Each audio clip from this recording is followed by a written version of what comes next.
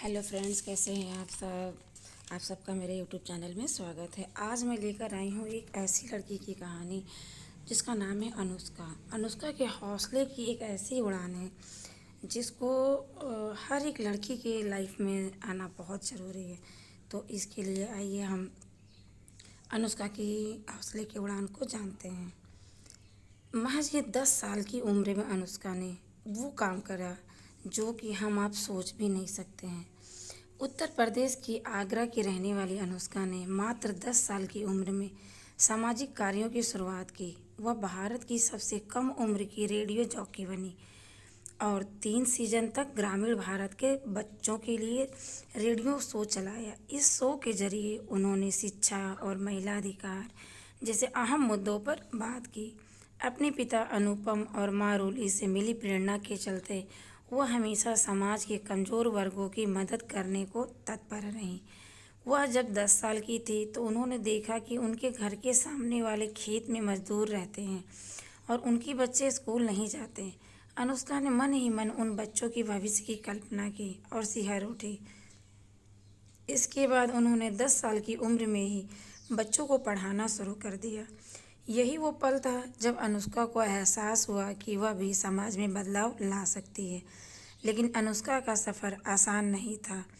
वह एक ऐसे परिवार से ताल्लुकात रखती है जहां महिलाओं को पुरुषों के समान अधिकार नहीं दिए जाते। रेडियो स्टेशन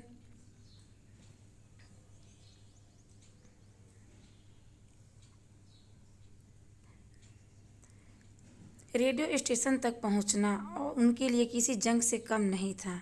परिवार के तानों और सामाजिक दबाव के बीच उनके पिता, जो एक वकील थे, और माँ, जो एक शिक्षिका हैं, हमेशा उनके साथ खड़े रहे। लेकिन 17 साल की उम्र में पिता के निधन ने उनकी दुनिया ही बदल दी।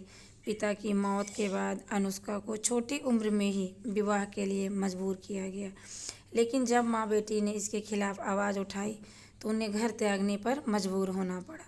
अनुष्का कहती है कि मेरी माँ बहुत मजबूत महिला है। उन्होंने मेरी भविष्य के लिए न सिर्फ छत को त्याग दिया बल्कि अपनी ज़िंदगी का एक बार फिर से शून्य से शुरू की। इसमें मेरी माँ की सहेलियों ने हमारा पूरा साथ दिया।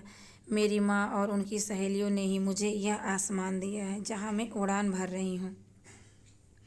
22 साल की हो चुकी अनुष्का ने जीवन की इस चुनौतियों से कभी हार नहीं मानी, बल्कि इन्हें अवसर में बदलकर समाज में सकारात्मक बदलाव लाने का बीड़ा उठाया। उन्होंने कई अंतर्राष्ट्रीय मंचों पर भारत का प्रतिनिधित्व किया। वह 2 बार यूनिसेफ जनरेशन अनलिमिटेड की यंग पीपल एक्शन टीम की सदस्य रहीं। यूनेस्को ग्लोबल यूथ कम्युनिटी की संचालन समिति की सदस्य होने के साथ साथ उन्होंने संयुक्त राष्ट्र महासभा global youth community, united national communication on the states of women और हाई लेवल पॉलिटिकल फोरम जैसे उच्च स्तरीय वैश्विक मंचों पर मुखरता से अपनी बात भी रखी। अपने पिता की याद में अनुष्का ने अनुपम फाउंडेशन की स्थापना की, जो युवाओं की भविष्य के लिए काम कर रहा है। फाउंडेशन से उन्हें अब तक